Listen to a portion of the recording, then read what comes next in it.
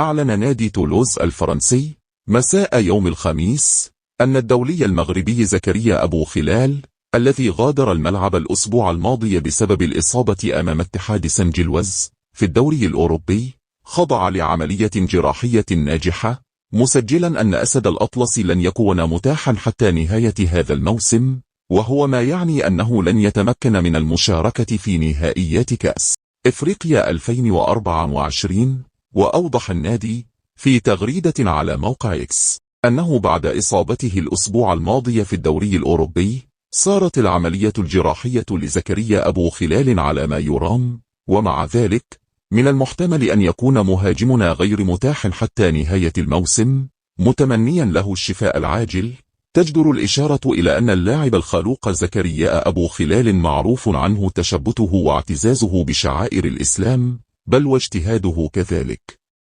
في تحبيبه للناس وحثهم على التشبث به والدخول فيه، وهو ما دفع بعض الأقلام العلمانية الحاقدة لمحاولة النيل منه باتهامه كذبا وبهتانا بالغلو والدعشنة، لكن حملتهم لم تحصد غير الخيبة والعار أمام إجماع وطني رسمي وشعبي على الإشادة باللاعب وما يتمتع به من خصال حميدة.